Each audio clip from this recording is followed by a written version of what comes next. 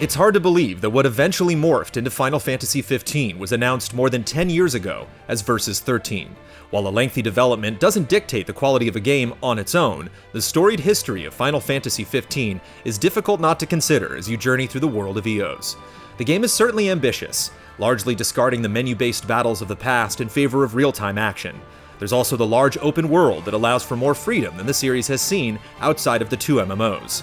It's clear that Final Fantasy XV doesn't always know how to tie everything together, or make each individual element shine, but taken as a whole, it's a game that manages to excite and surprise more than it disappoints.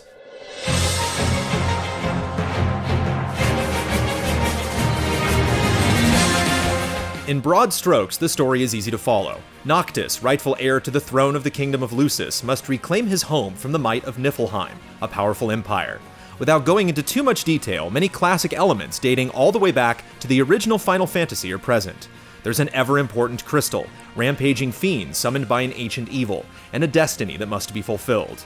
While there's a decent amount of lore to mull over, Final Fantasy XV doesn't make it the focal point, which turns out to be a wise move. Instead, 15 is about a group of 4 men that endure a lot of hardship together and grow tremendously as a result. Whereas previous Final Fantasy games shoved the bulk of character development into lengthy dialogue sequences or elaborate cutscenes, 15 expands upon its 4 heroes in subtle ways thanks to the game's open-world structure. It's easy to get a sense of Prompto's childlike enthusiasm when he excitedly asks the group if they wouldn't mind taking a photo of some magnificent thing in the distance. The brotherly love between the burly Gladiolus and Prince Noctis is also apparent. Gladiolus will jokingly give the prince a hard time about his fighting technique or offer a curt answer when he complains about the heat. Their personalities shine through in more practical ways as well, such as with the individual skills each character possesses. Ignis, for instance, will cook the party stat-boosting foods at camp and snap his fingers upon thinking up a new recipe. Final Fantasy XV finds innumerable ways for its leather-clad heroes to feel like actual people, serving as a reminder that despite the grandeur associated with the series, what's really kept so many invested for so long is how relatable it can often be.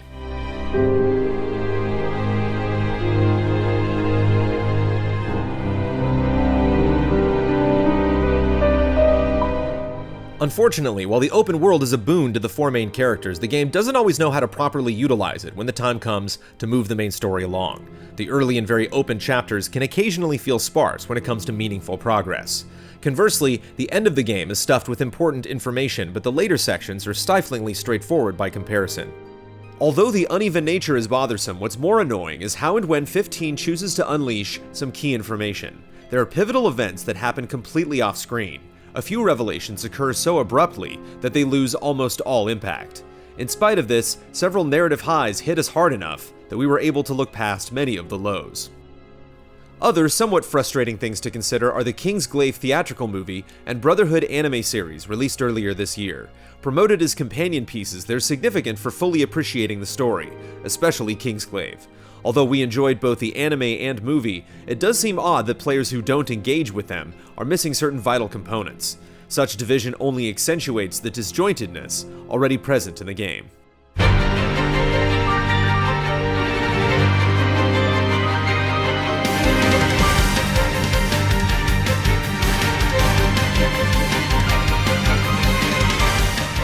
What's easier to praise without hesitation is the action-based combat. Players can switch between 4 weapons at any time. Pressing attack repeatedly or holding down the attack button starts a combo, and directional inputs during a combo prompt different moves for each weapon. Holding down the defend button allows Noctis to phase through enemy assaults. It isn't required to phase at any precise moment. You can hold down the button in anticipation and dodge most attacks just fine, but your MP drains as you defend. Running out of MP requires you to retreat to a warp point, hide behind cover, or use a consumable item.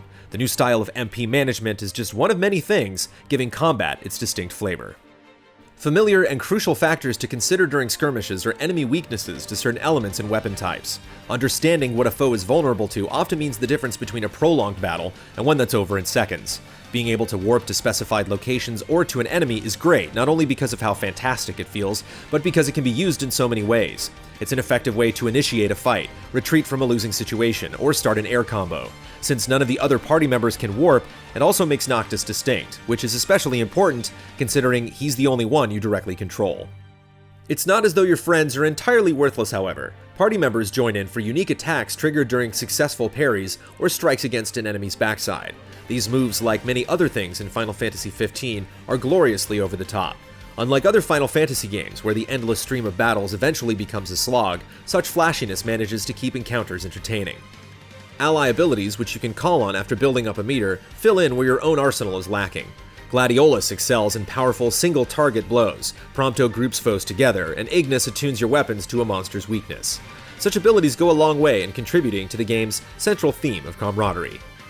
Your loyal companions, despite how much they add, can also be a significant burden since they're not particularly good at defending themselves. Sometimes it seems like they don't even attempt to avoid danger, requiring constant micromanagement as you struggle to heal them. The problem becomes especially noticeable during the post-game content, where foes use status ailments more liberally. The babysitting, along with the troublesome camera that can struggle to show a clear view of the action, impedes the otherwise smooth and enjoyable flow of battle.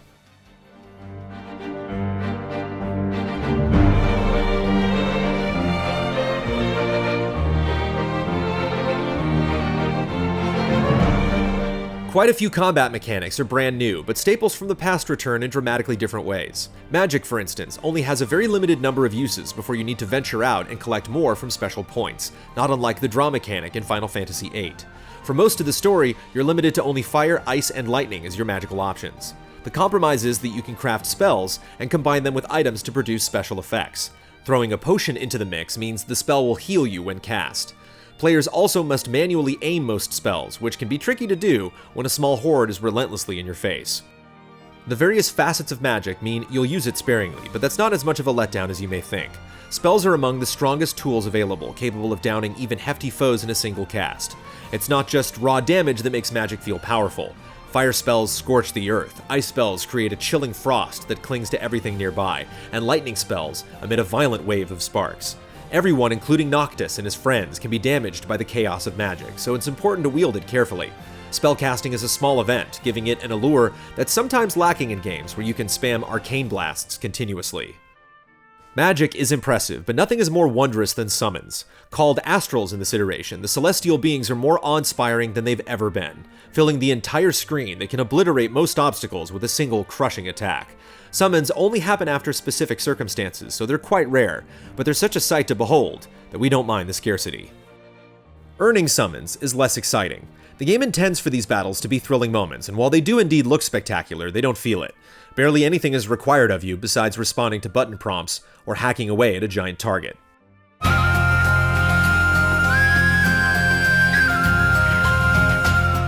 The massive environments in Final Fantasy XV are a joy to look at as you wander. Gigantic mountain formations may paint the landscape in one direction, while the opposite way is filled with lush woodland and lakes containing beasts the size of small buildings. Your methods of travel through the attractive world are effective in different ways. Cruising around in your car, the Regalia, is both relaxing and revealing, since the banter between the four friends while driving offers another avenue of insight into their relationship. A much appreciated treat is the ability to collect and listen to music from various Final Fantasy games on the go. Though the Regalia can't drive off-road until very late in the game, the lovable chocobos allow for more freeform roaming. Riding around on the birds is liberating. Chocobos have a greater sense of weight and speed than in any other Final Fantasy game. The monster design also deserves special mention. Despite many of the creatures appearing in past games, most of them have never looked so imposing. Composer Yoko Shinomura's soundtrack adds a lot to the atmosphere. The stirring strings, epic choral arrangements, and thunderous piano punctuate dramatic moments in powerful ways. Final Fantasy XV absolutely nails a grand sense of scale, and even after 50 hours of play, we still occasionally marvel at what's around. The PS4 version runs well both on the standard model and on the PS4 Pro. We experienced only a handful of minor glitches and frame rate dips. Although the world looks fantastic, not all of the things within it are exciting. The majority of side quests are nothing more than basic collect this or kill that affairs, essentially trivial MMO activities. Fortunately, some of the various minigames, fishing, monster betting, and chocobo races are solid distractions, especially monster betting. There's something intrinsically addictive about watching fantastical monsters duke it out for various prizes. The only minigame that never really clicked is the pinball-inspired Justice Monsters 5. It doesn't evolve quickly enough to remain interesting for long. Easily the best optional activities are the various hidden dungeons scattered around the world. These labyrinthine areas offer some of the most challenging and rewarding fights in the entire game. Several of these dungeons can't be accessed until finishing the story. In fact, there's a ton to see after the credits, and although we won't spoil the details here, it's absolutely worth seeking out.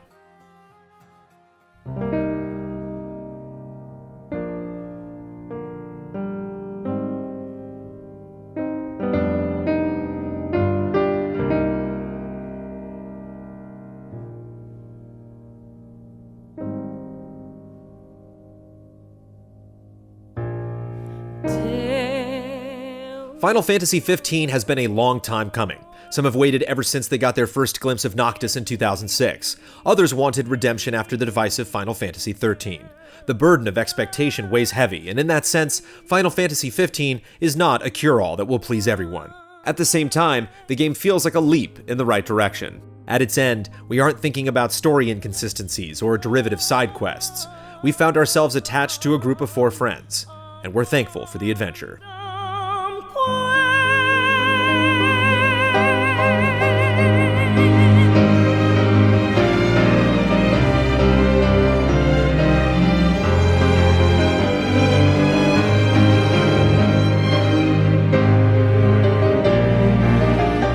Easy Allies reviews are made possible by generous viewers just like you. If you like what you see, check out patreon.com/easyallies to see our other videos, and consider becoming a patron to help us make more.